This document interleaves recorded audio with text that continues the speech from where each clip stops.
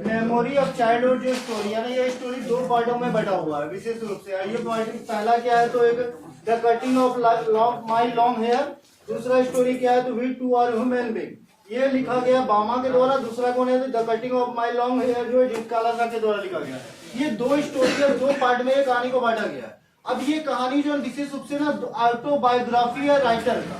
कौन राइटर तो बामा का ऑटोबायोग्राफी है और एक जिटकाला शाह का ऑटोबायोग्राफी है। वो जो बचपन में ना कुछ ऐसी घटना घट जाता है बामा के साथ, कुछ ऐसा घटना जिटकाला के साथ घट जाता है जो उसके पूरे जीवन को इफेक्ट कर देता है, उसके जीवन को बदल देता है, प्रभावित कर देता है। तो उसी के बारे में है। और ये कहानी स्टोरी क्या डिस्क्राइब कर रहा है तो डिस्क्रिप्शन ऑफ सोसाइटी, सोसाइटी में जो विविधता मौजूद है काफी हद तक, जो जाति लेकर अन्य चीजों को लेकर जो विविधता मौजूद है उसी के बारे में बात हो रहा है। ये ऑटोबायोग्राफी है ना की स्टोरी है, याद रखिएगा। अब बामा के बारे में बात करते हैं तो बामा कौन सा स्टोरी लिखे है तो we too are human being. ये स्टोरी कौन लिखा गया बामा के द्वारा। अब ये बामा जो है ना एक तमिल दलित राइटर है और एक टीचर भी है। ये इसको नाम अन्य नामों से भी जाना जाता है, बामा फॉस्टिना सुसराज। इसका जन्म कहाँ हुआ है तो रोमन कैथोलिक फैमिली से बिलोंग करती है ये, और ये इसका जन्म का पेरियार कम्युनिटी से बिलोंग करती है और ये पुत्तुपट्टी मद्रास में पढ़ता है। तो यहाँ से एक बार फिर से पढ़ते हैं। बामा एक तमिल दलित राइटर भी है और टीचर भी है। इसका अन्य नाम बामा फॉस्टिना सुसराज के नाम से जाना जाता है, पिताजी के नाम उस पर पड़ा हुआ है। अब इसका बॉर्न रोमन कैथोलिक फैमिली से ये बिलोंग करती है। दूसरा ये पेरियार कम्युनिटी है जहाँ पे ये लोग कहाँ पे है तो पुत्तुपट्टी, ये मद्रास में पड़ता है। इसके पिता का नाम क्या है तो सुसराज है, जो यहाँ पे बोले उनका नाम बाप का नाम पड़ जाता है, साउथ तरफ ऐसा होता है। मदर का नाम है सेबेस्टियनमा। अब इसके दादा जो है ना ये गर्लफ्रेंड नहीं समझ आना,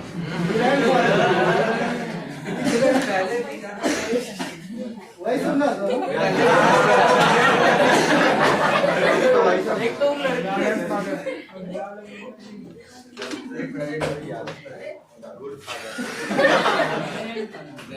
ग्रैंडफादर जो थे ना कन्वर्ट हो गए थे हिंदू से क्रिश्चियन में, वो जाति में कन्वर्ट हो गए थे, धर्म में कन्वर्ट हो गए थे। अब ये इसको 3rd क्लास में ये पहली बार इसको रियलाइज क्या होता है, ये उसके समाज में जो है ना उसकी सोसाइटी में डिस्क्रिमिनेशन मौजूद है, विविधता मौजूद है। कब रियलाइज होता है जब वो स्कूल से लौटते वक्त ना 1 घंटा लेती है और उसका घर का रास्ता स्कूल से 10 से 15 मिनट का ही रास्ता था, जबकि वो कितना ले रही थी 1 घंटा ले रही थी। अब वो जितना भी चीज रास्ता में मिलता था वो सभी चीजों को एंजॉय करती थी, जो भी रास्ता में मिलता था उसको काफी देखकर थोड़ा धीरे धीरे एंजॉय करते हुए तो गुजरती थी। उसको बहुत सारा चीज रास्ता में अट्रैक्ट कर लेता था, जैसे बताया मंकी, साइकिलिस्ट, पांगल या पॉलिटिकल जुलूस, ये सब चीजें उसको काफी ज्यादा अट्रैक्ट करती थी। अब वो नोटिस क्या की आते वक्त स्कूल से लौटते वक्त वो नोटिस क्या की एक लीडर है जो बड़ा होता है, साउथ तरफ खाने का बड़ा पाव हम लोग बोलते हैं, बड़ा है।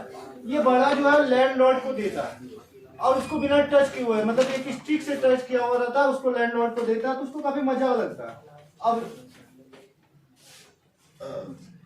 लैंडलॉर्ड को देता है, लैंडलॉर्ड जो होता है ना ये क्या कर देता है, यहाँ से बदल जाता है।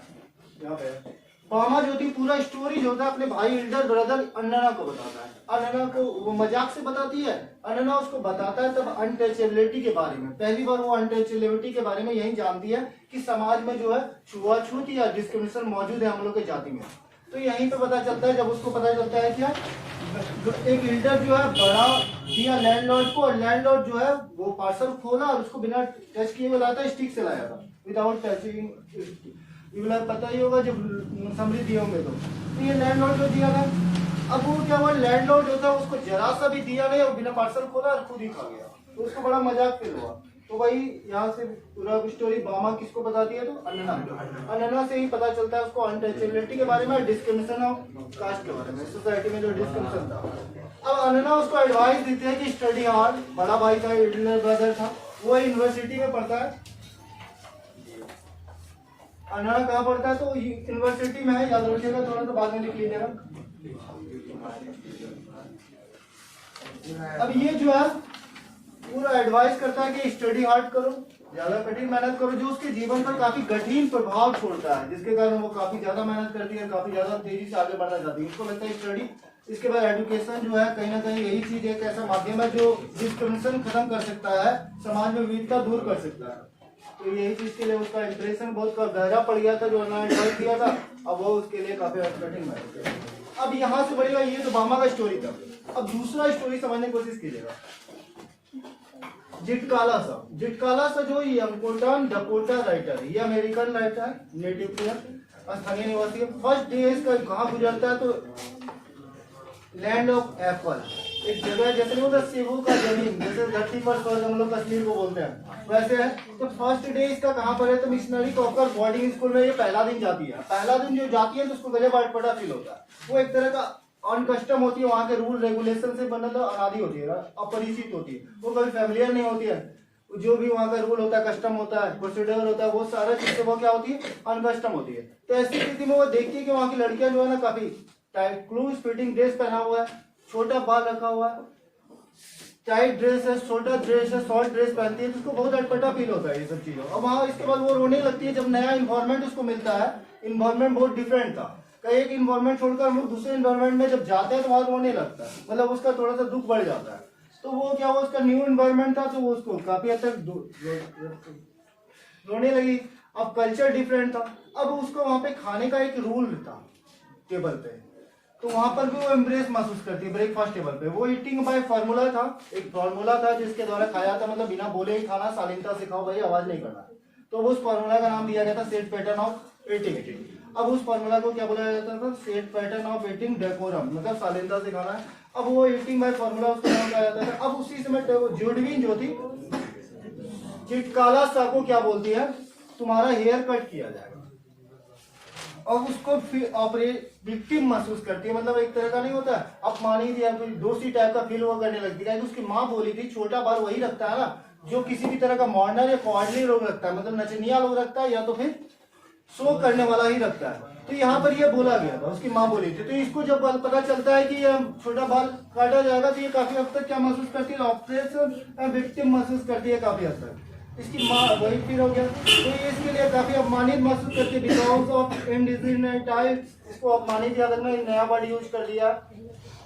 अब देखिएगा यहाँ पर फिर इसके बाद इसको ना फील होता है कि ये सिंकिंग टू द फ्लोर, यहाँ तक ही है ये word sinking to the floor, मतलब वो तल की ओर डूब रही है, फर्श की ओर, फर्श के तल पर। अब वो क्यों महसूस होता है ना, तो उसके कंबल, कंधा से जो कंबल होता है वो घींच रहा होता है कोई, तो इसके कारण उसको क्या मतलब महसूस होता है कि वो जो फ्लोर के ओर सिंकिंग कर रही है।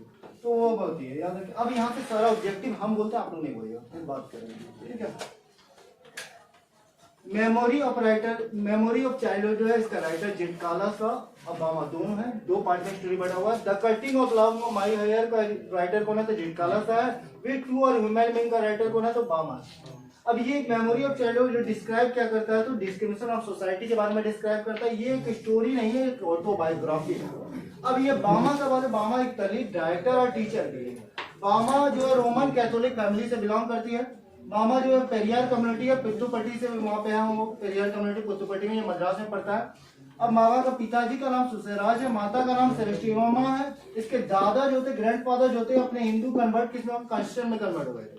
अब ये थर्ड क्लास में इसको रियलाइज होता है कि समाज में जो है इसके सोसाइटी में डिस्क्रिमिनेशन मौजूद है।